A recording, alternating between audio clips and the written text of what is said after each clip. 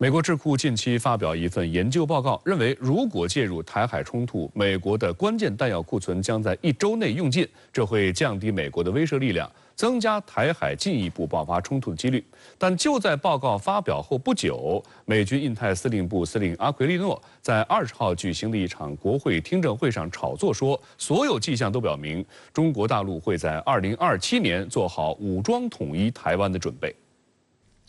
美国会众议院军事委员会当地时间20号就美国在印太区域的安全威胁举行听证会。美军印太司令部司令阿奎利诺在接受质询时称，解放军正以2战以来前所未有的速度扩军。中国国防预算自2020年以来增长16%，采购了400多架战斗机和20多艘主力战舰，弹道导弹和巡航导弹的库存也增加了1倍。阿奎利诺同时炒作称，解放军一直在演练对台行动相关的各种任务，例如海上和空中封锁、模拟包围台岛等，正在为2027年武装统一台湾做好准备。They're taking all actions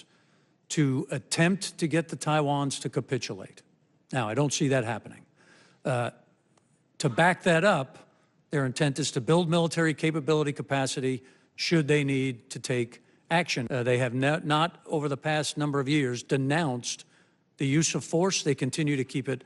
on the table. 阿奎利诺还就台海地区其他热点问题回答了议员的提问。他否认美国在金门常驻军队，但承认美国国防部已有评估台湾民防单位能力，并制定御敌能力的计划。对于阿奎利诺的相关言论，中国外交部发言人林健在21号的例行记者会上回应表示：“我们的底线很清楚，就是绝不允许台湾从祖国分裂出去。”美国国内一些人企图渲染中国威胁论，加剧台海的紧张局势。 挑动对抗，我们对此坚决反对。要维护台海和平，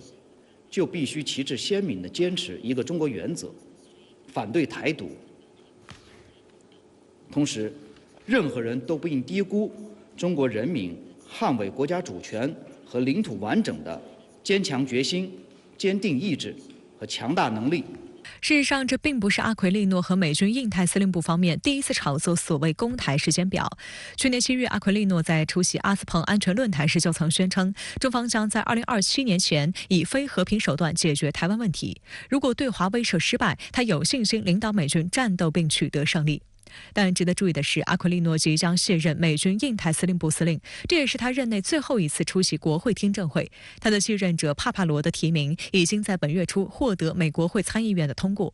外界注意到，当下美军正在制定2025财年的军费。美国总统拜登日前向国会提出总额为7.3万亿美元的2025财年联邦政府预算草案，其中国防预算再次刷新纪录，飙升至8952亿美元，比2024财年又增加了90多亿美元。尽管美军整体国防预算增幅仅为1%，但美国国防部本周早些时候将2025财年太平洋威慑倡议的预算请求大增8%。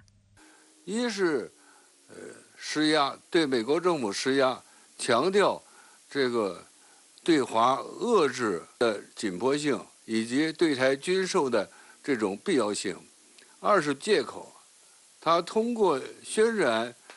解放军武力攻台，来为美军的这个发展寻找一定的借口。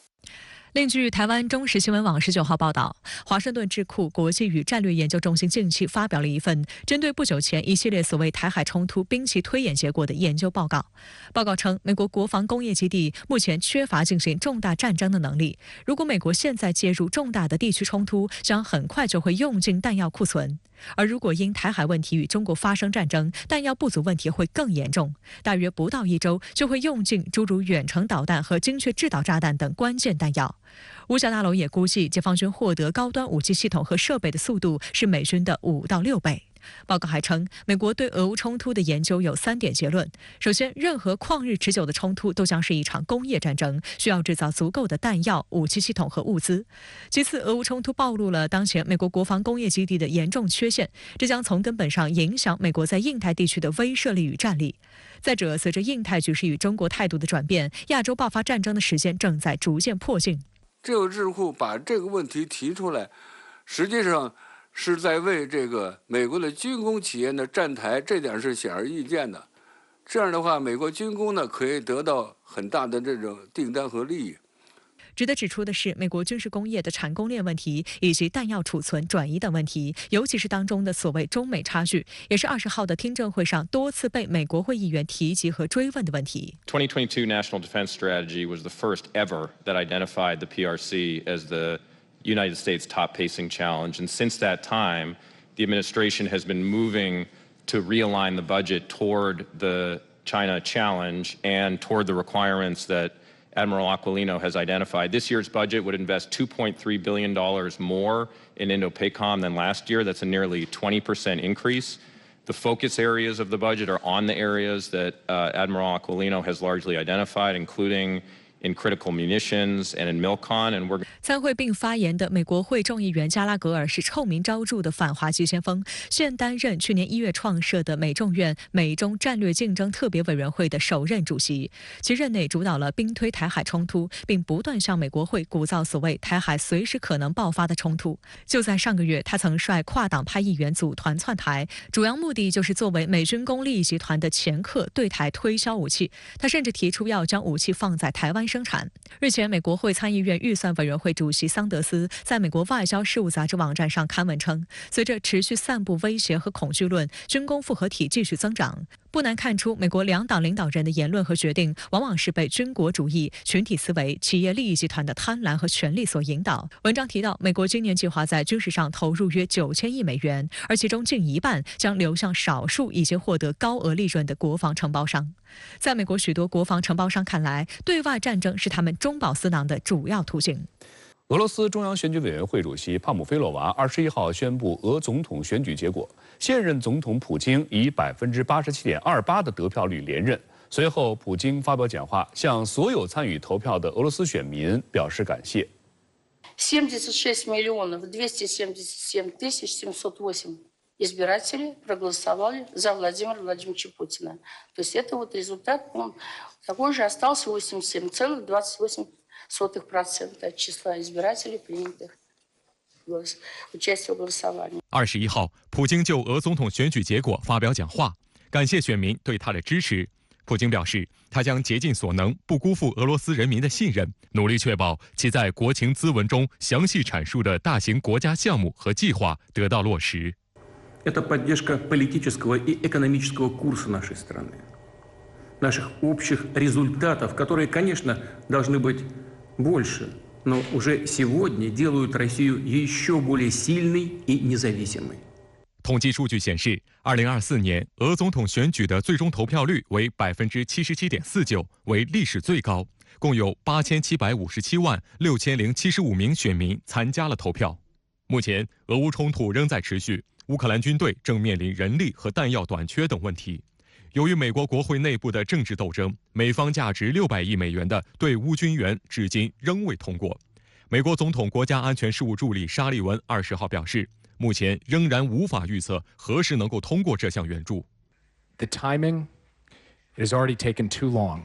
and I know that, and you know that. I'm not going to make predictions about exactly when this will get done, but we are working to get it done as soon as possible, and President Biden is working this on a daily basis to try to deliver this package through the House. But I cannot make a specific prediction today. 针对目前的援助僵局，乌克兰外长库列巴表示，他对美方援助仍未通过感到震惊。乌克兰总统泽连斯基称，援助延误导致乌方损失士兵和土地。美国是乌克兰最重要的军援方，自俄乌冲突升级以来，美国已向乌克兰提供了数百亿美元的支持。美国援助哑火的情况下，欧盟在援乌方面则表现得越来越积极。20号，欧盟外交和安全政策高级代表博雷利与乌克兰总理什梅加尔共同主持了欧盟乌克兰协会理事会。在会后的新闻发布会上，博雷利称，欧盟成员国今年已承诺为乌克兰提供200亿欧元。当天，乌克兰总理什梅加尔在社交媒体上表示，乌克兰从欧盟获得了第一笔价值45亿欧元的过渡性融资。另据美国政治新闻网19号报道，将美国向乌克兰的援助改为贷款的提议正获得越来越多美国国会议员的支持。报道称，作为一种解决方案，该提议至少在理论上可以满足共和党人、民主党人以及前总统特朗普的要求。报道称，一些乌克兰政客希望得到所能得到的任何支持，无论那是不是贷款。他们认为，如果西方帮助乌克兰取得成功，美国将会得到丰厚的回报。乌克兰前基础设施部长弗拉基米尔·奥梅良说：“如果我们赢了，作为回报，你们将会得到俄罗斯的石油、天然气、钻石和毛皮。如果我们输了，那就不是钱的问题了，它将会变成西方如何生存的问题。”另据俄罗斯媒体报道称，波兰外长西科尔斯基3月20号在接受媒体采访时说，西方军队在乌克兰已是公开的秘密。波兰外长在当天的采访中还指出，德国总理舒尔茨之前表示，已经有一些来自大国的军队在乌克兰了。今年2月，舒尔茨曾表示，德国不会向乌克兰提供金牛座巡航导弹，因为该导弹的发射需要士兵在地面提供协助。他指出，英国和法国在提供武器系统后，有向乌克兰提供地面协助的做法。他的话当时被广泛解读为确认了在乌克兰有西方军队的存在。